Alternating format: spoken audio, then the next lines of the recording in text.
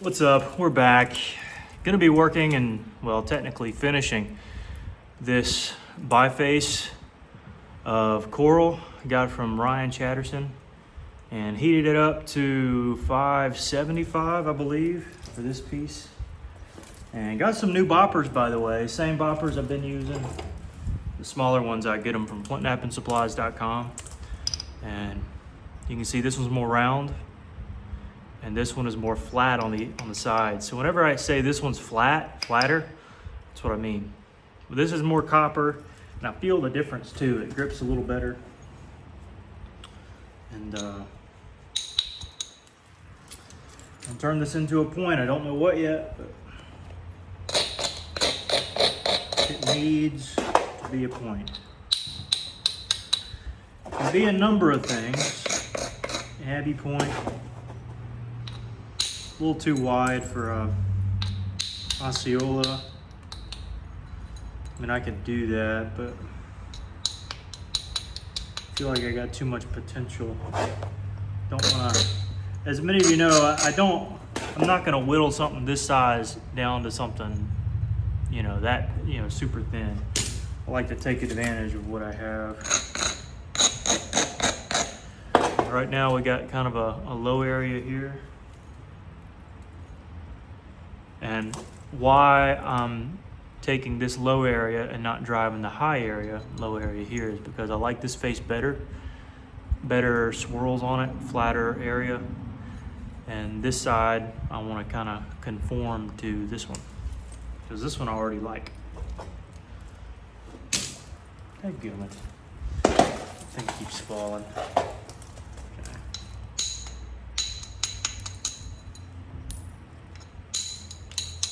But hopefully y'all are having a wonderful day.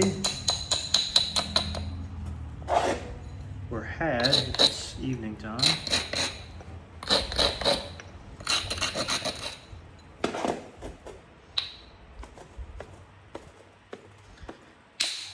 There we go.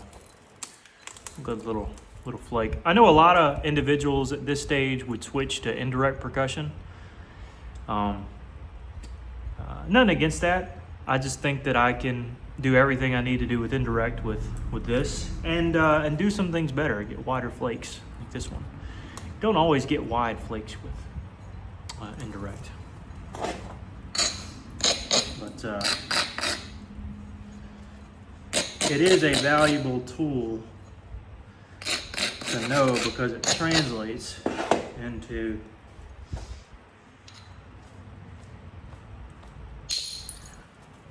other makes, like points from Europe, or even if you're trying to really thin down and get really thin flakes the size of a finger, just real thin, into, bear with me, into like a Texas style point. Most of the stuff from the deep south have broad percussion strikes, but from like Texas, everything's super thin. Not everything, you know what I mean.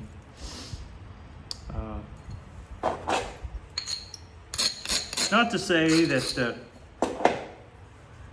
the folk who made points down here in the deep south didn't utilize indirect. Wouldn't go that far. But the majority of the work seems to be direct percussion. And I just like it more. I don't like fooling around with indirect. It's not fun for me.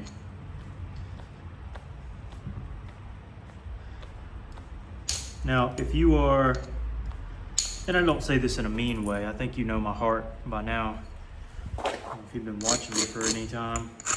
But if you're a little older, and say you've got arthritis, or your hands aren't as flexible or moldable, they get stiff over time, indirect percussion is pretty solid. It's hard to go wrong. They've got rocker punches, I think are what they're called, that you can also utilize.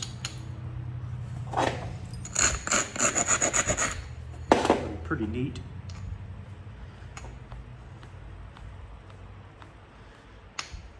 But I just love doing it this way. It's fun. It's the best, if I can say that. So, bevel on this edge a little bit.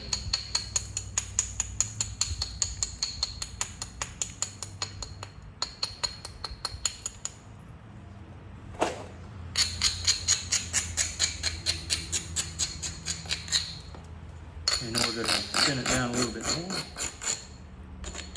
Again, I really like this side, so I'm gonna try to strike flakes off the other side. Start up at the tippy top.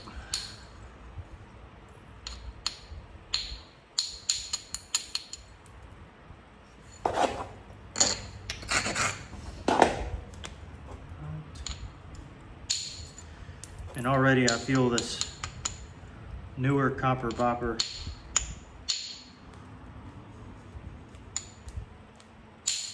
gripping a little bit better than the older one. Bulba Percussion here, gotta be careful. Angled that one backwards instead of straight across.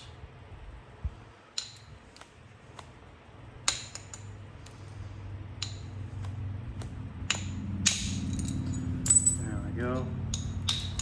See, now we're getting into some of the more octopus looking stuff.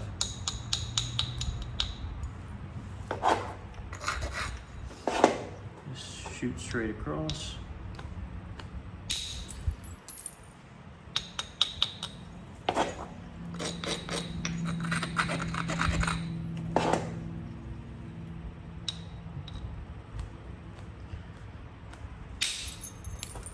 Okay. Now I'm thinking about doing a Nunan. And many of you are likely, maybe you're not, maybe I'm just speaking to myself, but I was gonna say, might be thinking, well, Jake, most of your Nunans are not that wide. And most of your Nunans have a big base, and why would you waste that width on the base for a Nunan? Well, because there are different types of Nunans. Dun dun dun dun. And generally, because I'm making larger ones, I have been focused on what's called a Lockalusa Nunan.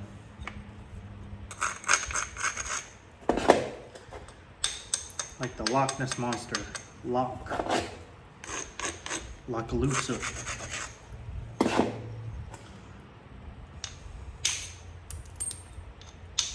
By the way, getting a good solid flake across the base that goes to about here is really nice. It looks really good on wide stem points. But yeah, Nunans have different sub-variants depending on where you look, where you find them, what they're used for, what they're made from. It's varied. Quite varied.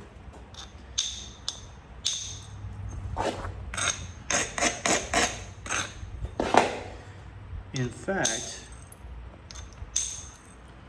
there's a Nunan that I'm going to try to model after. The Nunan's a little bit bigger than this one. But here in a second, I'm going to go inside and get it to make sure I'm on the right track with modeling it. The other one's probably my best Nunan I've ever made.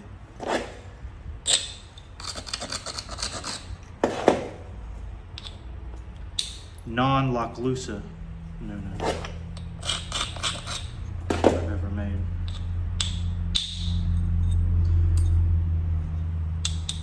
That one was made from Dan Yoder's coral from Million Souls Mine.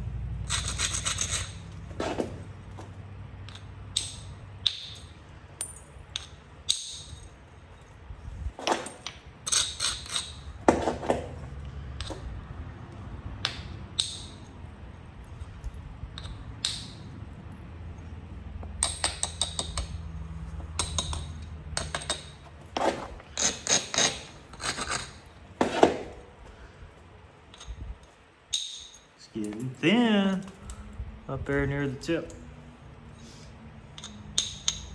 Hey, that's what we're looking for, right?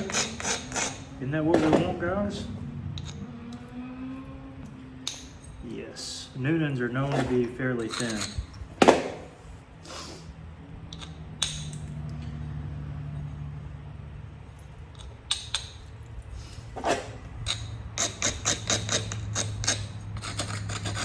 By the way, huge thanks to Mr. Ryan Chatterson for this material. I heated it up, but he gave it to me.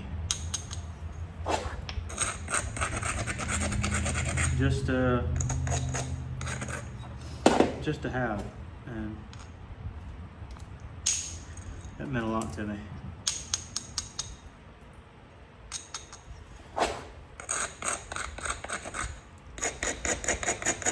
This is what I kind of call a secondary phase. So you got some really big flake scars, and then you just run the ridges.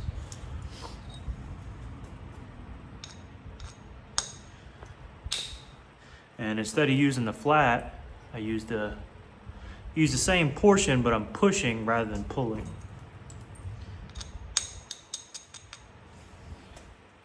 You can see I never really used the very tip, because I'm pushing it.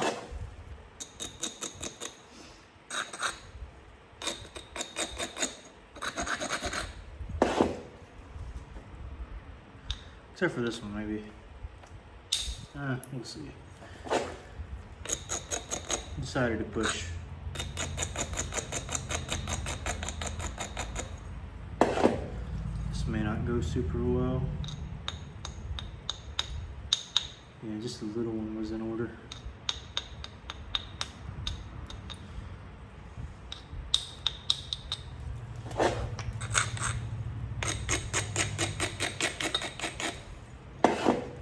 Okay.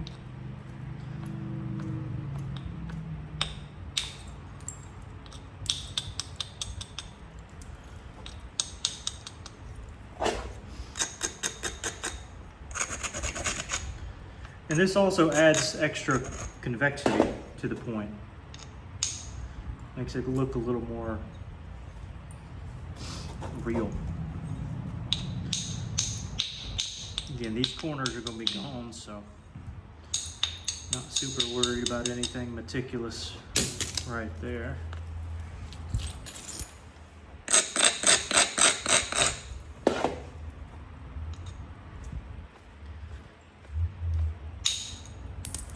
That was good.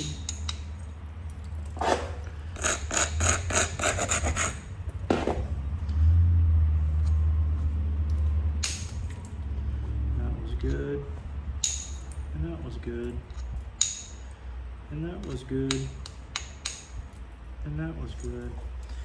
Sometimes a given area needs a couple different strikes. Can't just take one booming one, but you got to follow your ridges and allow them to dictate what goes where.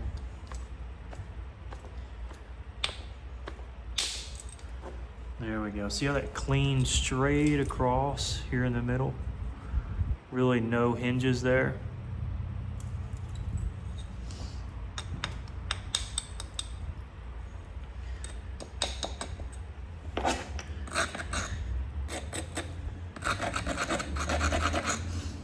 Now, unfortunately, I'm hitting on a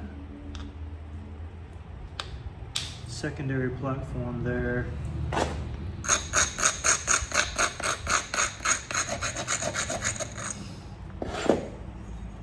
As for this one, this is tricky. Very tricky.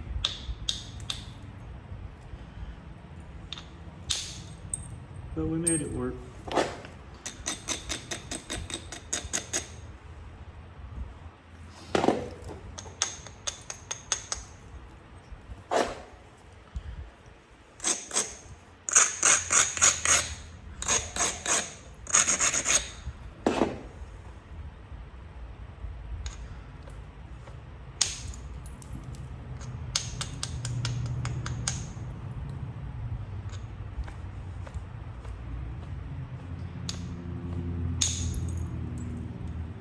Caught a little hinge there. It's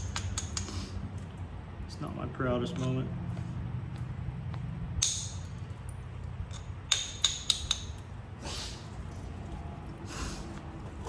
We'll catch it, hopefully.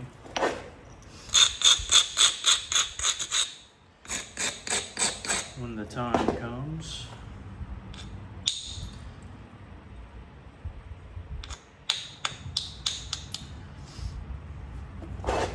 Which isn't here quite yet.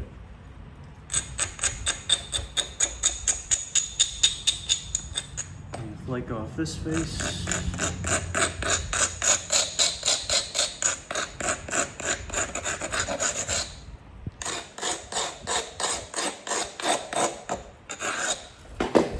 See how it's a bit lower? Like a little canoe.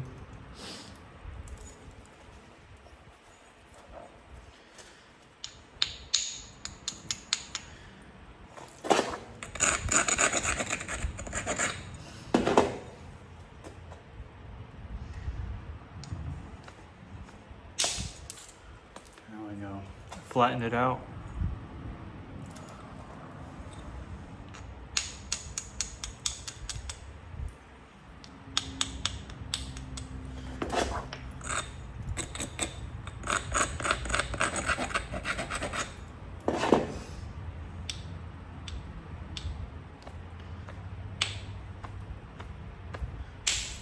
There we go.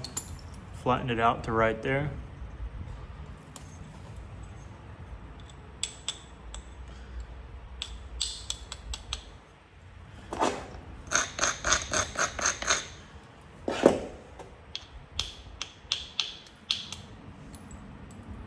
That was more so to isolate than anything.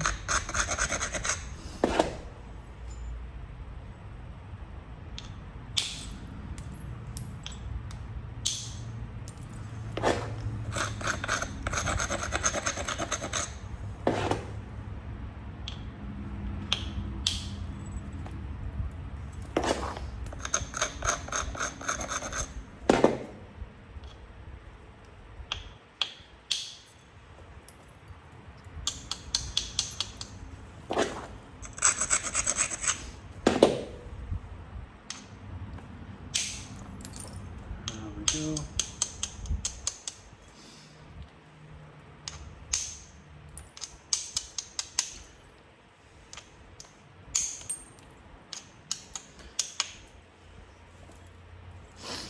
And here.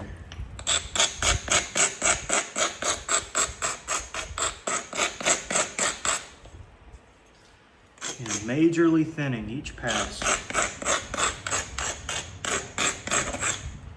And this will be the last primary or secondary pass that we take, I think.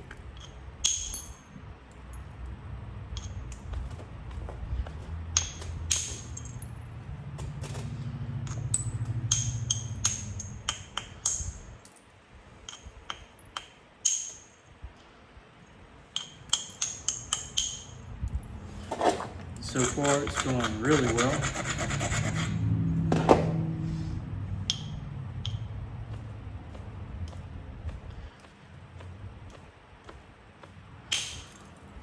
That was good.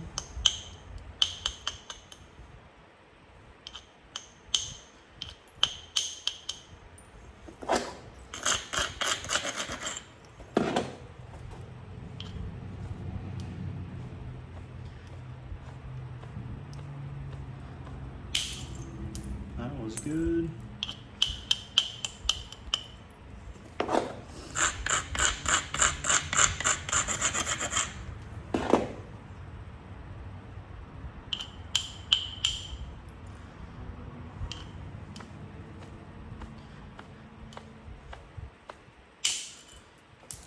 There we go.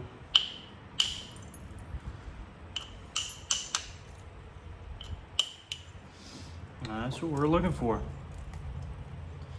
So then we can kind of assess and see, hey, are there any other oddities we need to take care of before we switch to pressure? And definitely see a couple. That got rid of one.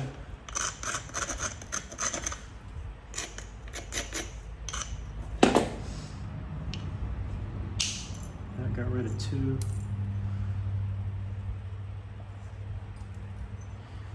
And honestly, a lot of that could be struck.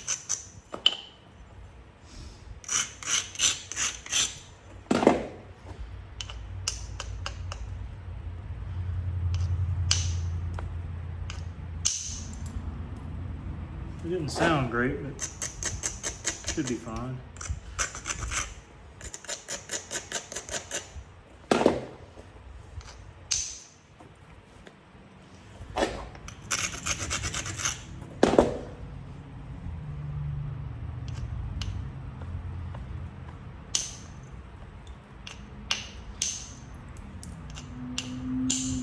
And again, because I'm pushing and not pulling down, I'm not really causing any stress on the blade.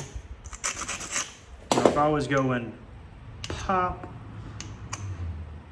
you know, instead of in, it might cause more problems.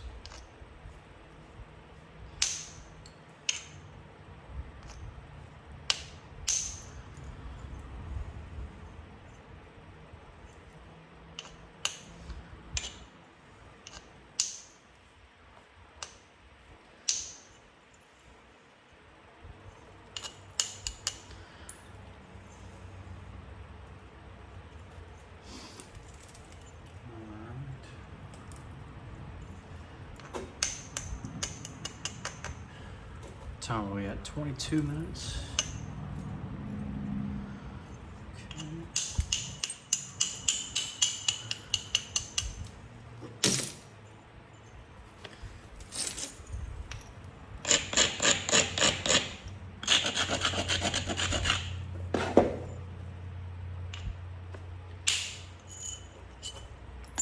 Good flake.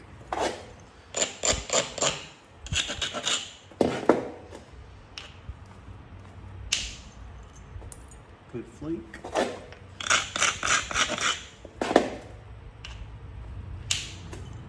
Good flake.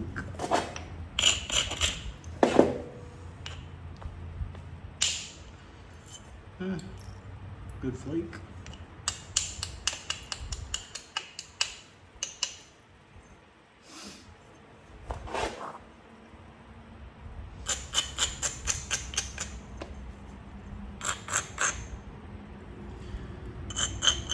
And the rest of this, I think we can tackle on our own.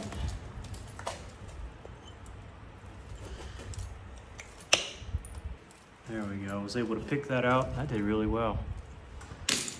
This one we might strike into.